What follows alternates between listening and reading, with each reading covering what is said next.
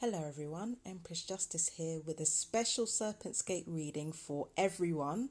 All signs, you know the rest, it's a collective reading. So I decided to do a traditional Celtic cross for this one. This is actually going to be so interesting because this is going to be the first time I'm working with the In-Between Tarot publicly. I've done quite a few readings for myself with this deck already. Janice Worthington did a great job. And the illustrator did an amazing job as well. I can't remember what his name is, Italian guy, but he's absolutely excellent with this. But yeah, I wanted to do a reading for everybody. I was inspired by Ancient Star Queen to do this reading. Shout out to her. So without further ado, let's crack on with this reading. Okay, so some of the cards that have come up I've already done for my own personal reading, so all I have to do is draw on from the notes and see what that means collectively. So for the first card here, we've got the Six of Cups. Now in the In-Between Tarot, the Six of Cups is actually the bridge between the Six and the Seven of Cups, right? And what I've got here, I combined the notes that I got from the In-Between Tarot with the Tarot Wiki, okay, or Tarot Ingi. So for this, I got nostalgia, living in the past, choice of another path, following your heart. So collectively, what I'm seeing is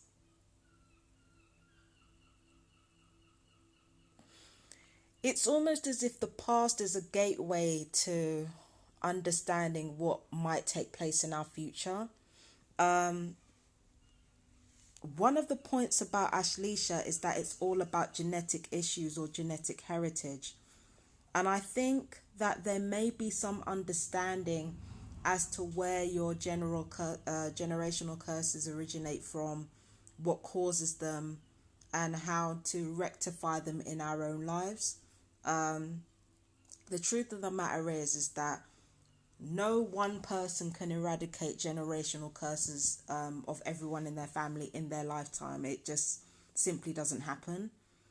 But for many of us, the sun, moon, and Mercury illustrate altogether how our minds are one with our roots at this moment, and what exactly, not even what makes us tick, but just what resonates with us on an intergenerational genetic level. We're learning lessons that are painful, but it also teaches us to follow our hearts. I think Tarot Ingi has it right on the money on this one. Understanding our past is the key to our future. So it's from understanding the past that we kind of realize that we have the freedom and the choice to choose an alternate path for our lives. We don't have to do what our ancestors did. And from that, we learn to follow our hearts. So right off this moment, we are choosing another path for ourselves. It doesn't involve anything that our family wants for us or even what we wanted for our family. This is really and truly about our individual journeys, which is the best thing for us. And the only authority that we need lean upon is love, really. Love is the only authority. So that's what's going on right now. What's going on right now is that we're all on our own individual path. Like, we're staking our claim right here and now. From having understood the past and everything wrapped up in it. This is the challenge to that. So the Five of Coins for the In-Between Tarot is about the 5 and 6 of Coins. I don't get a maternal bloodline, but I get pushy women. I get very pushy women. The notes that I've got down are money trouble, debts, seeking help, depending on charity. I see people trying to push. It's not a narrative, but people don't understand what's going on. So they're trying to push what they think is helpful behavior onto you. But hold up. I'm just trying to get my drink, you see. My apologies.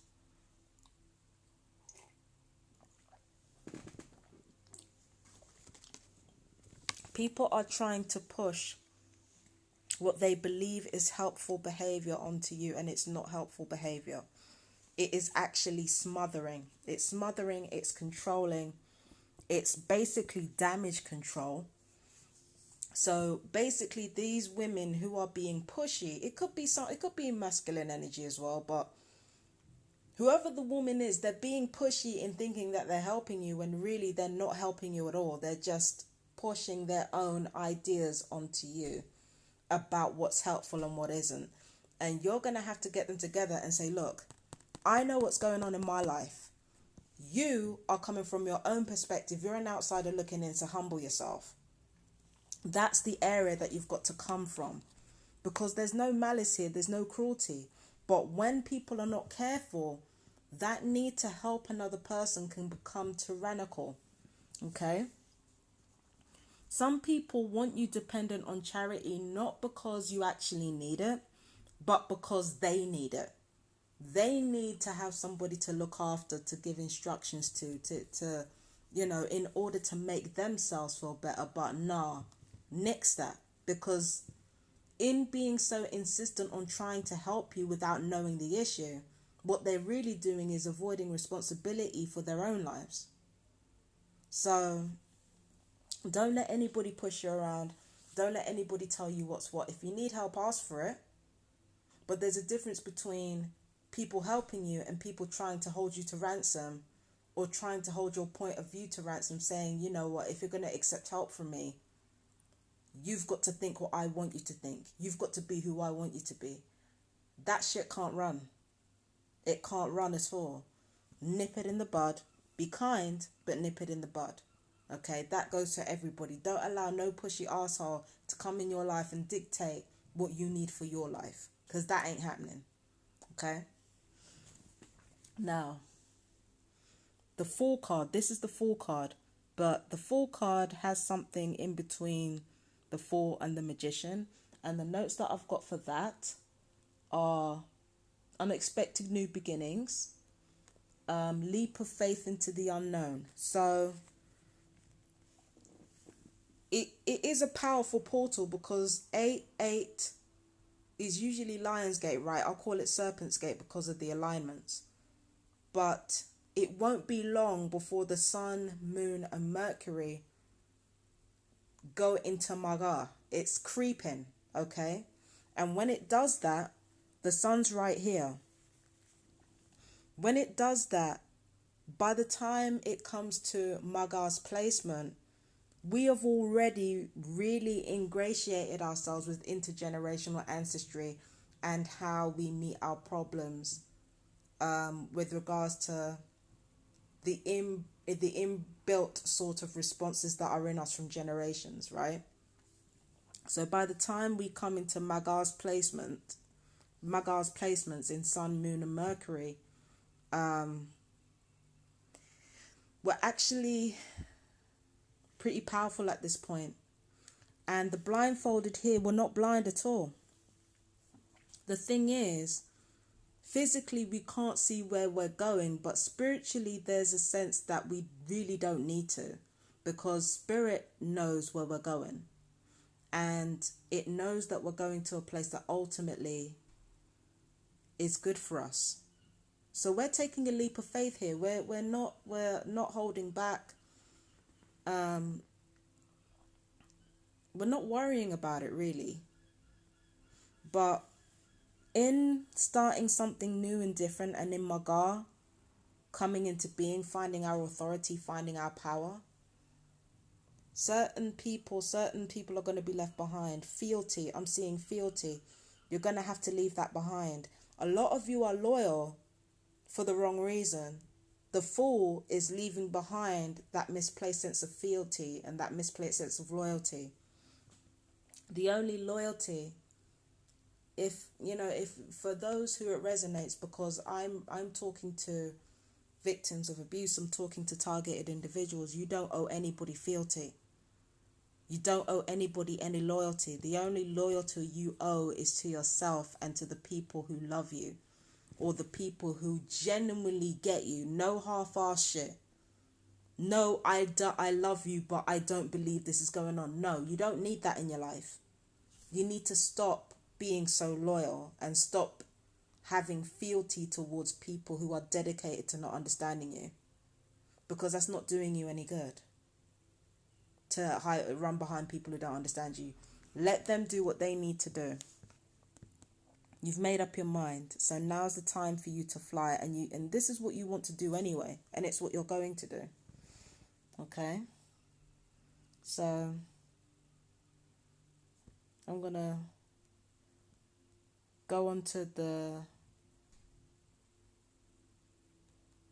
past now, recent past for the collective.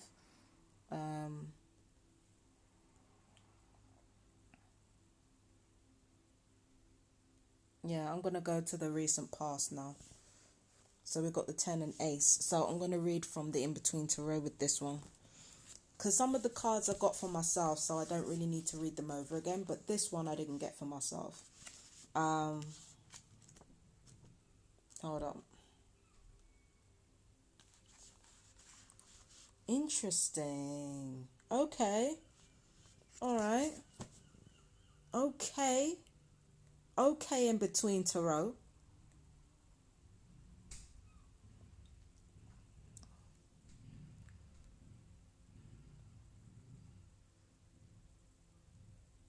All right, so in the recent past, we started off feeling our power. We started off being able to endure a lot of responsibility and endure a lot of work. Yeah, we started off being quite powerful and feeling like we could really do anything. It didn't take us long to regroup. It didn't take long for us to recharge our batteries. But then we started to slow down and become exhausted. The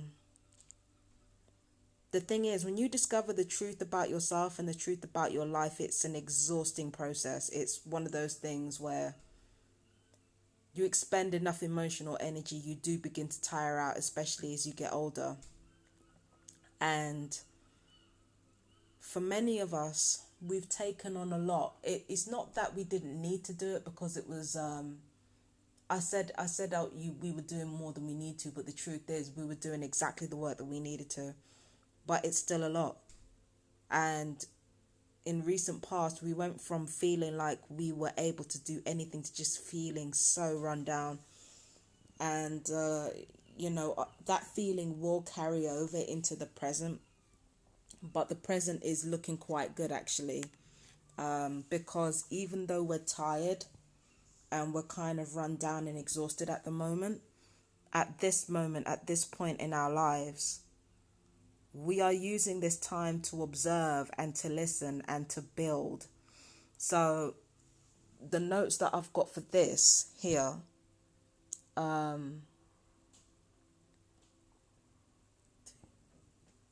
Three of Wands. Hold up. Yeah, it says dreaming of future plans. But right now we're in observation mode. I mean, with me, I've been spending all day looking up readings and manifesting my own work, doing readings for myself. So all of us are kind of in gestation mode at the moment. A lot of us are manifesting, and in order for us to manifest, we have to get clear about what we want and why, without denying that laser light that can actually get us to what we're looking for. So many of us are contemplating our own power in this situation, and we know we have a lot of it, but there's a difference between having a lot of power and knowing you have a lot of power and just using that power incorrectly, which none of us want to do. The moon is important here. A lot of us are kind of adhering to the moon. If I'm honest with you, the energy of the new moon feels a lot more potent than normal.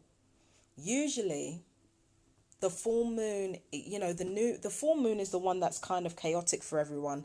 but it really feels like the new moon is carrying a lot of energy behind it. If you looked at the daily readings for the 8th of August for today, it was a doozy because it was just a lot of energy flying around. You know, the sun and moon were basically opposing Saturn. There was all types of shit going on with Uranus.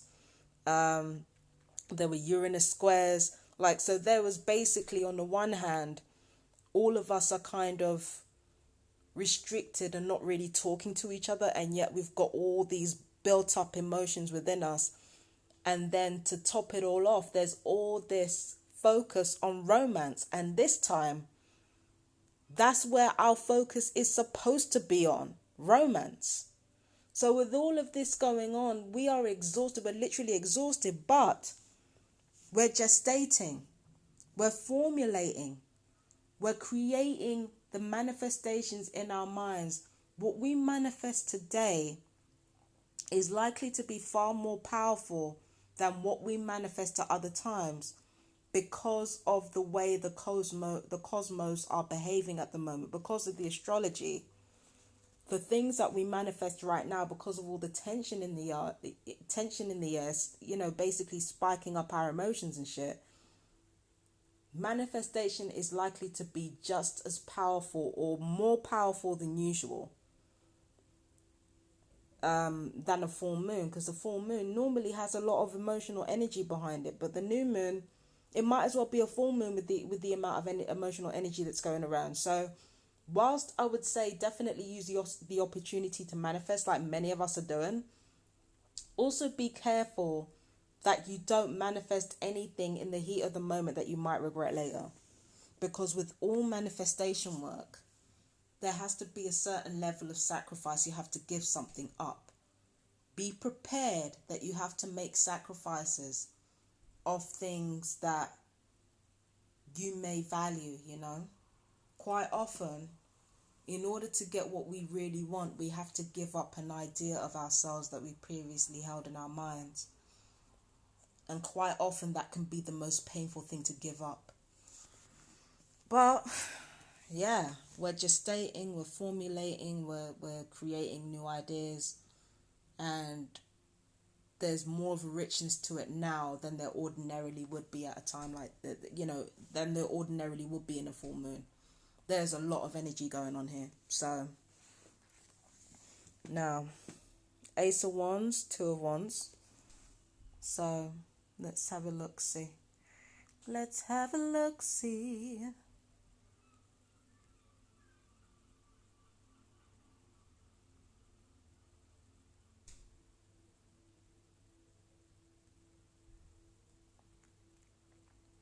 All right. So we've got the near future. We've got the near future. And we are going to look see.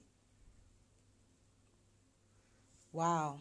Okay, so in the near future, we've gone from feeling exhausted, we've gone from,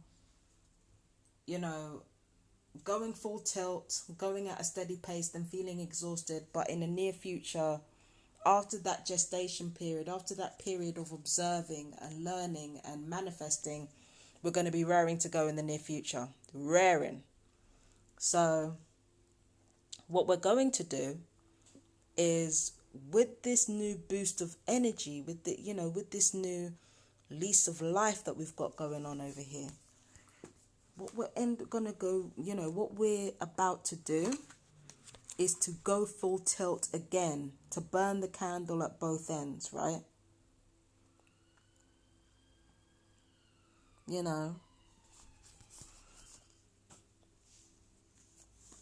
I feel like we're going to be decisive in our choices as well, because for the notes I've got for this from Tarot Ingi, it's about creating more of the same, or repeating a winning formula. So it feels like we have already decided what we're going to do. Like, I can tell you what you need to do in this, that, and the third, but, by the time the near future comes around, it will become very, very clear that we've already made the decision as to what we need to do or what we're going to do. And we're going to go at it full tilt. Okay. This is a seed being planted for our lives spiritually. So, of course, we are going to act on our desire. We're going to act on it, and we're going to act on it decisively, and we're going to do what worked for us in the past. Will it work for us this time? It's hard to say. Yeah, it's hard to say. But I believe it will, because the emphasis is on winning. It's a winning formula that's worked in the past and will most likely work again, because you know what you want to do. And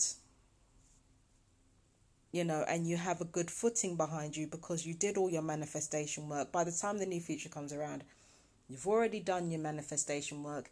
You've already gestated. You've already thought, talked, wrote, done whatever you need to do.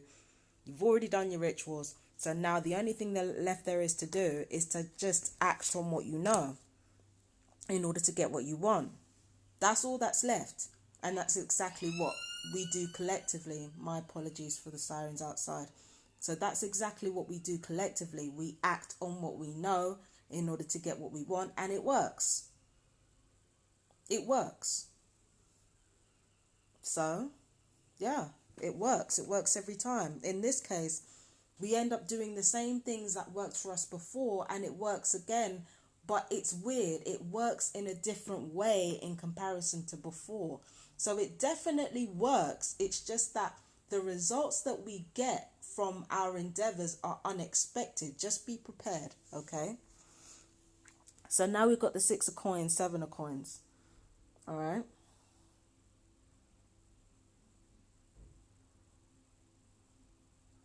Now we've got the 6 of coins. The in-between cards is 6 and 7, of course. All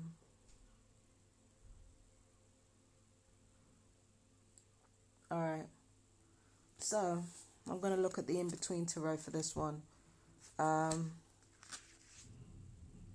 Ooh.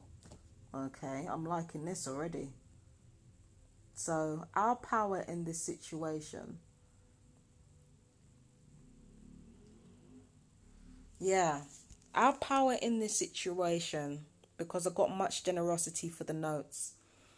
Our power in this situation is to either be generous to other people or to receive generosity gratefully.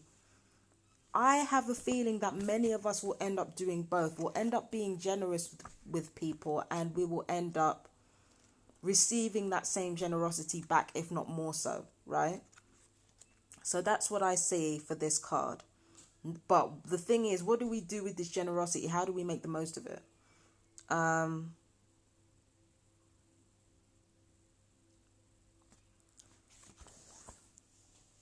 Gratefulness is what I get for this. Gratefulness is what I get for this. In order to basically bring in more wealth, which we will be doing, it's important for us to be grateful for what we already have. And it's also important for others to be grateful for what they get from you as well, so that they can utilize it properly. So gratefulness is a big thing here. Be grateful for what you've got. Be grateful for what you're going to get. And be sure to give to people who are actually not only grateful for what you give them, but that will utilize it properly. Okay? Because what you don't want to do is you don't want to waste your energy on charity that's useless. So our power in this situation, or, who we are, it revolves around being generous and kind. I was going to say even to people who don't deserve it, but it's not about deserve. It's about who utilizes it the best towards the greater good. That's what it's about. It's not about who deserves it. It's about who will do something with it that is actually going to lead to somewhere good. Like, that's what it's about. And people get it twisted. I know I get it twisted. I make the mistake sometimes of sticking my neck out for certain people and thinking that just because they are not the ones giving it back to me, that suddenly they're ungrateful or they're not doing enough. I'm not remembering that if I'm going to do something out of the kindness of my heart, then I will be rewarded in some kind of way, and I usually am. It's just not usually from the people that I gave to. But it's fine. It doesn't have to be from the people that I gave to. And I always have to keep that in mind. Many of us have to keep in mind that we will be generous with other people from the goodness of our hearts. And that's a great thing. But don't expect that same shit back from the same people, because they have a role to fulfill. You have a role to fulfill. Okay? Some people's roles in your life is to take. And some people's role in your life is to give. That's the way it's always going to be. And 9 times out of 10, it is not going to be the same people. Because sometimes human beings, in our bid to be moral and just,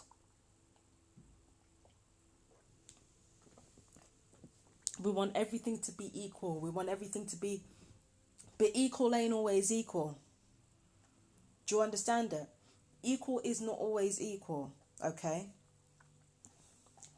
For instance, if I give a 90-year-old man £6 and I give a 7-year-old kid £6, what are they both going to be able to do with that £6? What are they both going to get out of that £6? When you witness what they're able to do with it, or witness how grateful they are to get it, you realize that £6 means 2 completely different things to 2 completely different age groups. This is what I'm talking about. That's one of the things that I'm talking about. The second thing that I'm talking about is that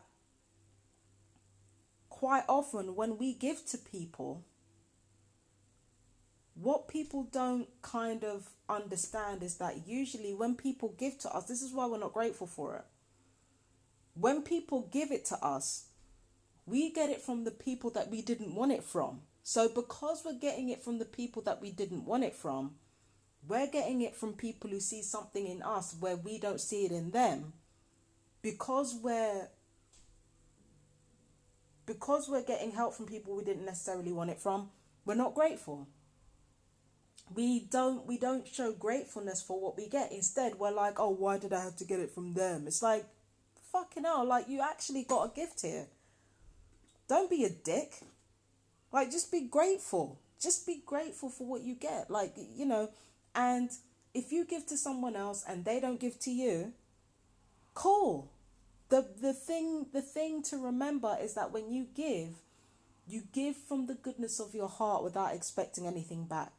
You give because you want to do it. You don't give to keep up appearances. You don't give to, you know, to spare your feelings or to spare anybody else's feelings. You give because it's a good thing to do from your heart center.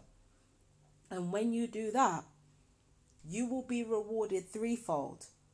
If you can get threefold from doing something bad, then understand when you do something good, you're going to get the same shit threefold back. So be grateful for what you get and give to people who are grateful to get it from you. Okay? But when we get stuff from each other, like, just don't be a dick. Seriously. All right? Okay, so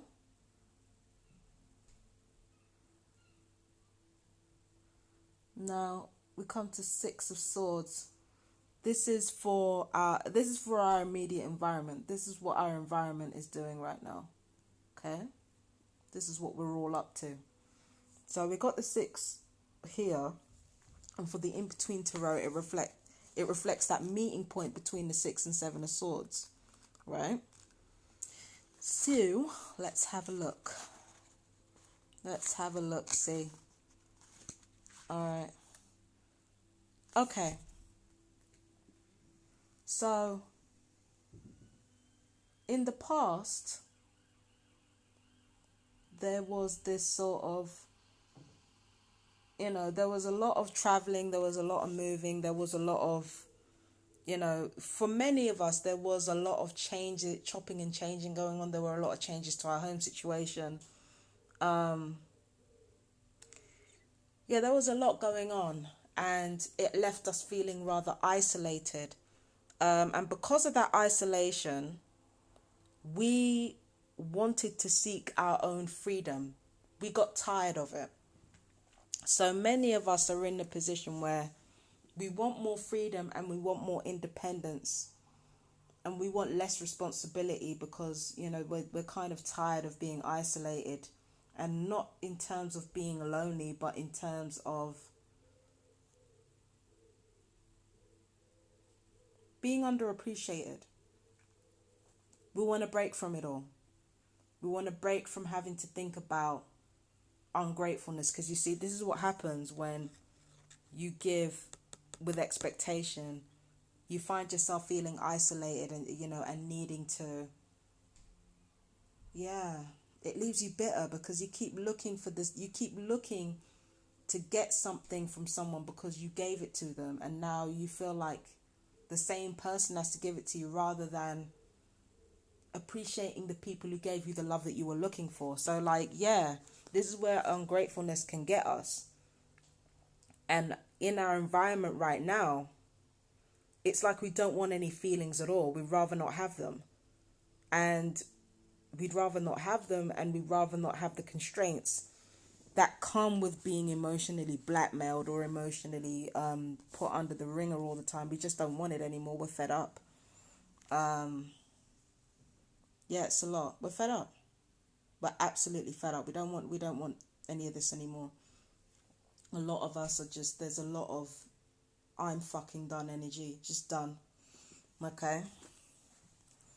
Our hopes and dreams, or our expectations, not hopes and dreams, hopes and fears, our expectations in this situation. So this is the 4 of Cups, and the midway point is the 4 and 5 of Cups in the in-between tarot. The notes I've got for this are introspection, dissociation, and a split of parts, as well as apathy and shielding oneself. So there is the fear. You see, the isolation has led us into fearing that we don't want to look into ourselves in case we find something we don't like. There are some of us who have been isolated, and as a result we've started dissociating, or, you know, we've been forced to look into ourselves, and what we find is not great, or we become apathetic and cynical, and we want to shield ourselves from the world.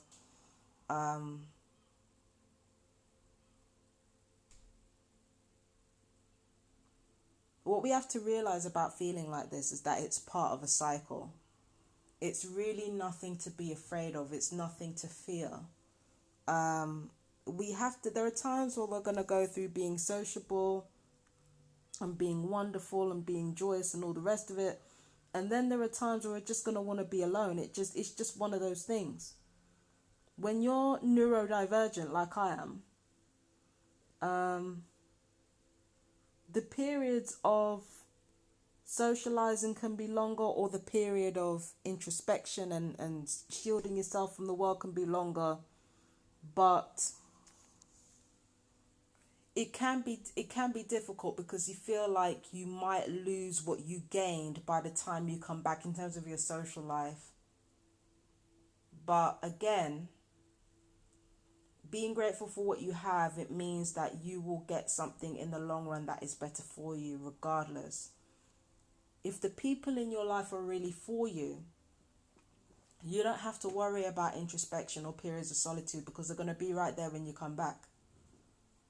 Okay, if they're not right there when you come back, then that means that they were never for you to begin with, and you need to just cut it loose. Yeah? So our expectations are not that we become introspected or dissociate. We fear that everything that we have built up until now will crumble. It's not going to. It's not going to. You see, Spirit is telling you. Hello? Spirit is telling you what's going on. It's telling you, look, you ain't got to worry about anything. In fact, let me look at the Ace of Cups. For clarification, because I feel like that's important. Happiness is on the way. You just don't know it yet, because it just seems, everything just seems so intense right now. But happiness is on the way for a lot of people right now. But because the energy of Serpentsgate is so intense right now, it's just like, the energy is just so intense, and it just feels like you're never going to get out of it.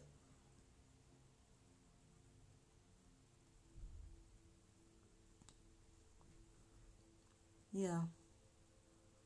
So there's something awaiting you. But let me see what's awaiting you.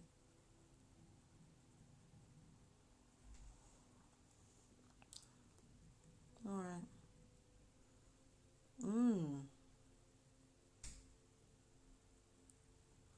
Yeah. Something's awaiting you. Love is awaiting all of us. I did say that Serpent's Gate brought us the Tower card and the Six of Wands. So it goes from fighting and shocking truths being revealed to general success in our lives. Like it's like after the war is past, there's a small amount of hope in the window, and it already makes itself known.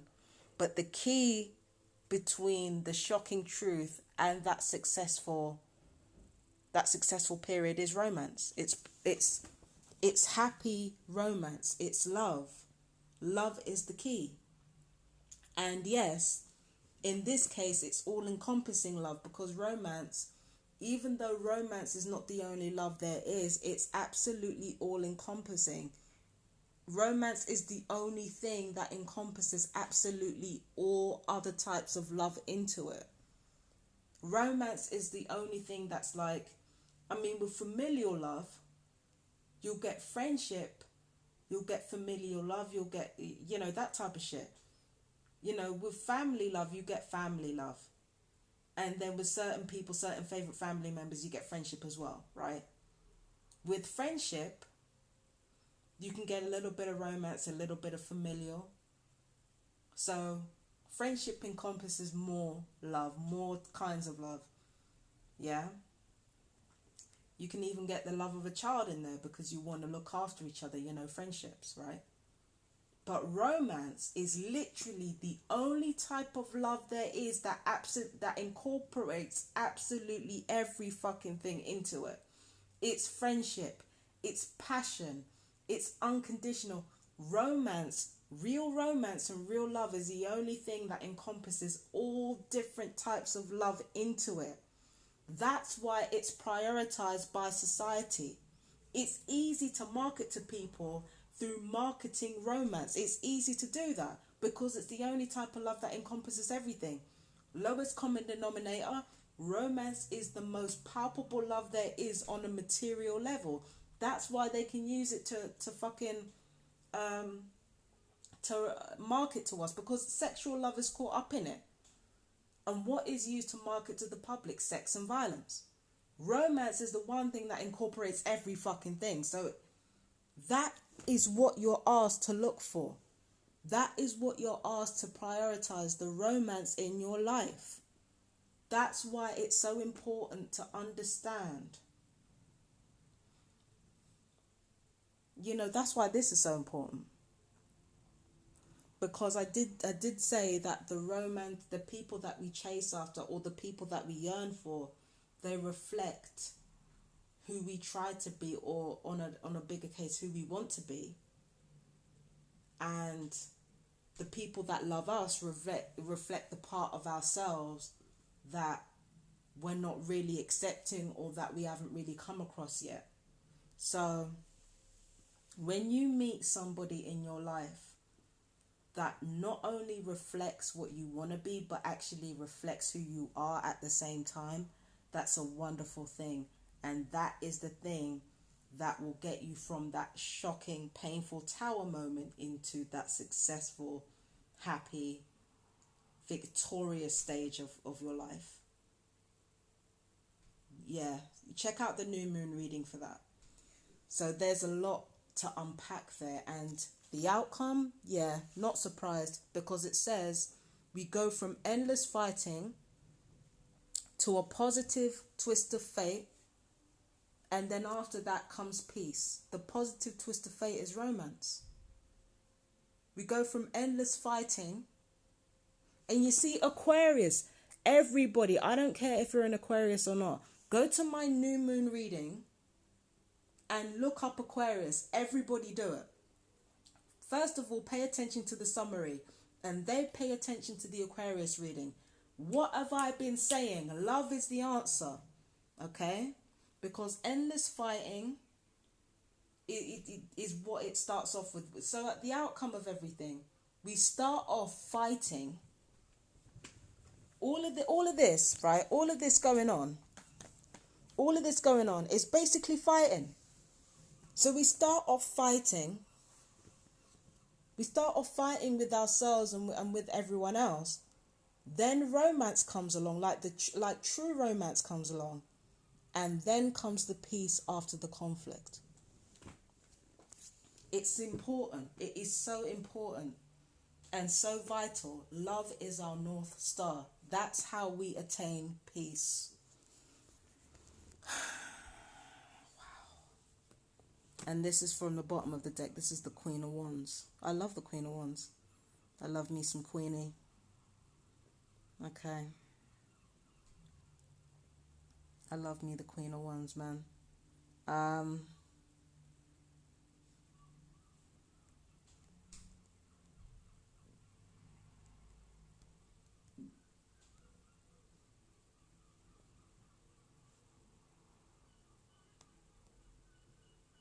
Yeah, so I do love the Queen of Wands and her symbology, but that's just me, I'm biased. Okay, so what do we got here? I mean, for Tarot Ingrid, it says business rivalry, and I get that because I don't know. I'm thinking of Mean Girls again. Somebody put the the queen for each element as one of the Mean Girls, and now I can't unsee it. Now I can't unsee it. So basically, the Queen of Wands is a talented woman that gets caught up in a rivalry and has to come back to herself. It's really interesting. But let me see what the in between tarot says about this. This is the bottom of the deck, by the way. Just to remind everyone. Okay, so Queen into King. So the Queen of Wands, the in-between stage for the Queen of Wands is Queen into King.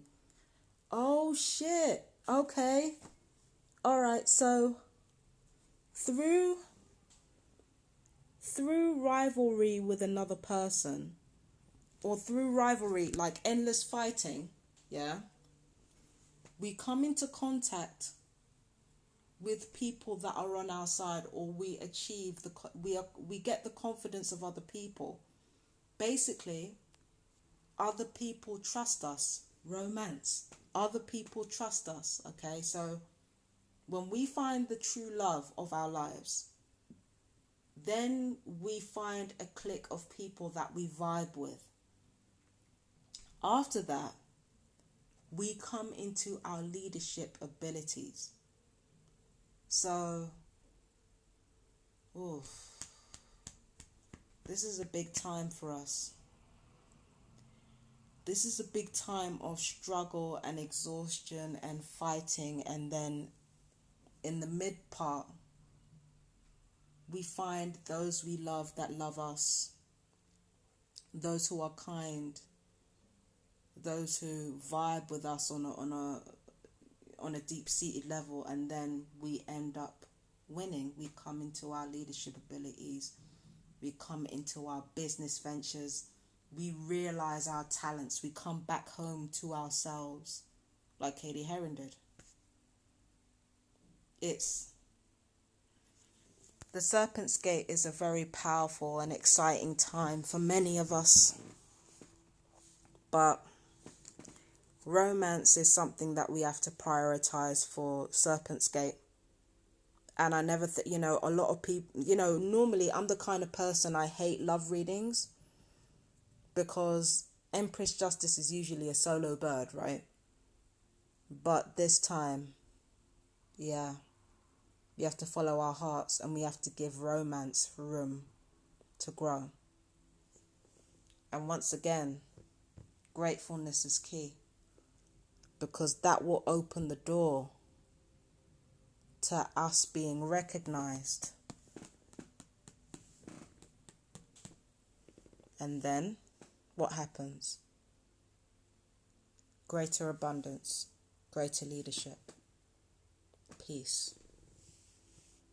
So yeah, there are a lot of emotions swimming around right now in this full moon, but it's hopeful. It's hopeful, and there are some really big positive things to look forward to.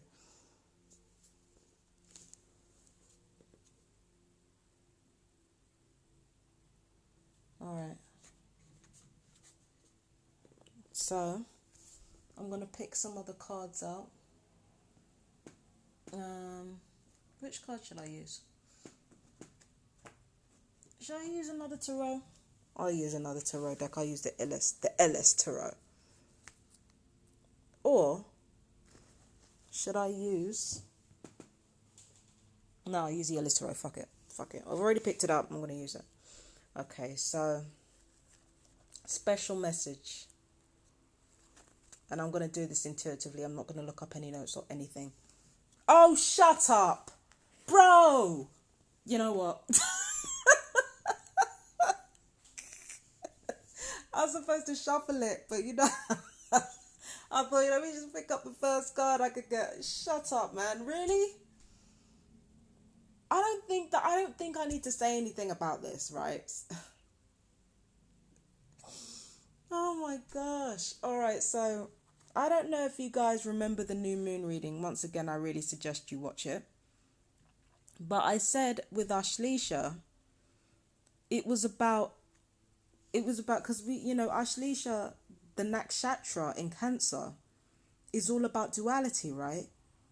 And they have to come into contact with their darker side in order to realize the third way, right? Which is, so basically there's a dichotomy between purity, which is all the way divine, and animalistic tendencies, which are all the way, demonic or dark, right? Or animalistic,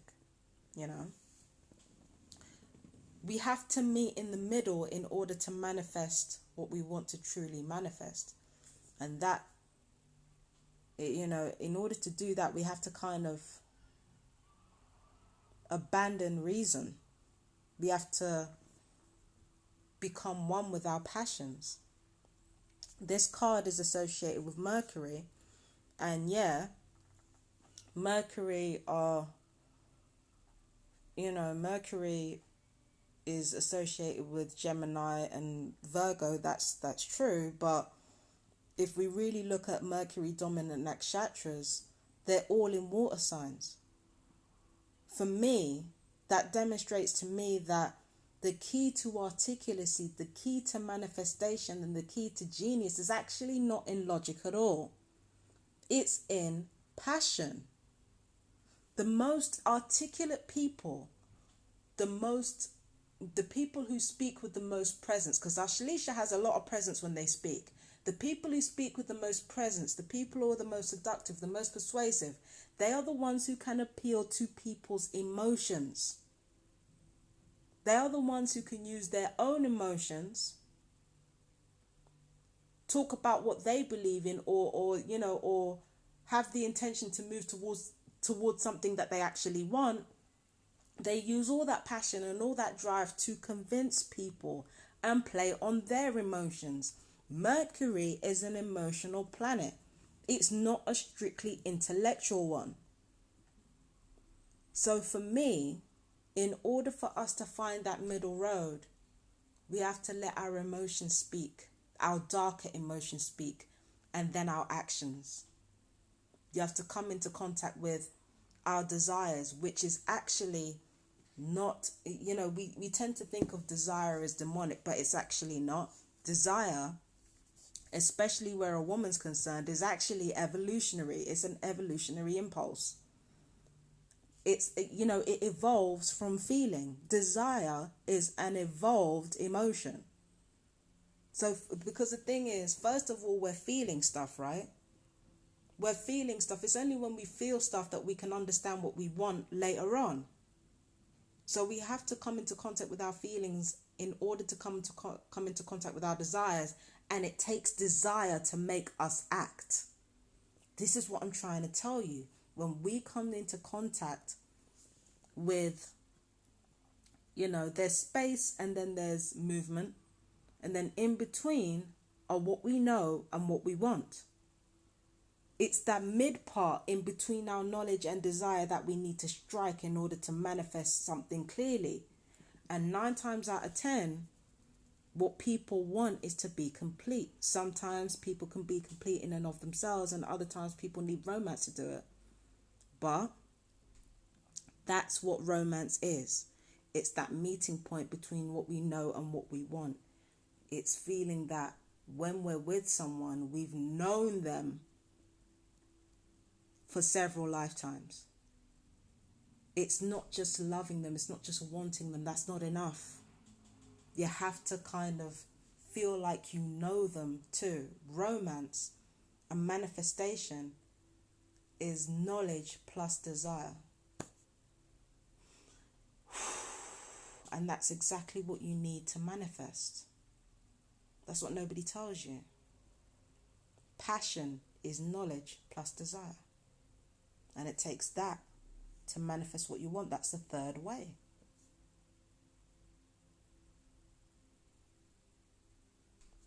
And yeah, magician, the card, the card associated with Mercury, fucking like the card of, the card of Mercury, and, the nakshatra just happens to be Mercury dominant for the sun, moon, and Mercury. Come on, man.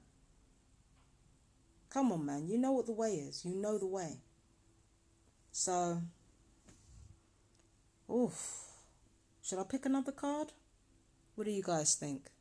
I'm going to tune in since nobody watching it. There's nobody watching this right now. I'm going to tune in to the collective consciousness and see if I should pick another card. Yeah, I'm going to pick another one, but I'm going to pick it from a different deck. And it's not going to be a tarot deck either.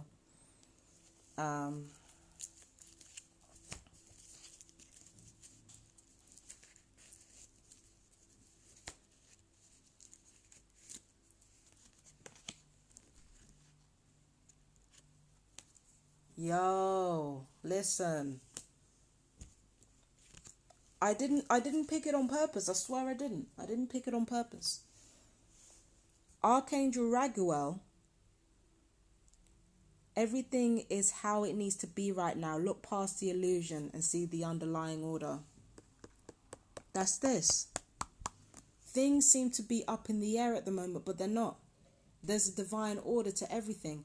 And incidentally, Archangel Raguel, the symbolism associated with Archangel Raguel, actually that archangel is supposed to be doing with relationships. And here we are again. Okay? That card is supposed to do with relationships. It's supposed to do with, yeah, here we are again. Never thought I'd be here. But, yeah, relationships are the key. Love is the key. I don't know. I think that's everything.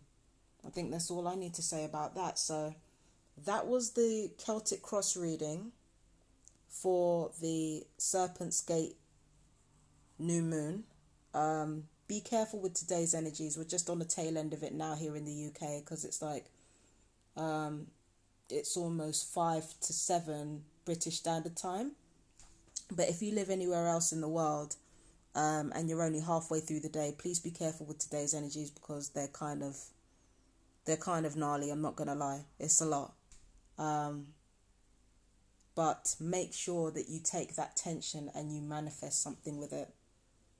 Don't leave it, don't leave that energy hanging. Use it. Trust me, use it. You won't regret it. Anyway, what I want to leave you with is put love first, relationships, or the whole nine. True love. Prioritize true love. Okay? Take care. I love you. Bye-bye.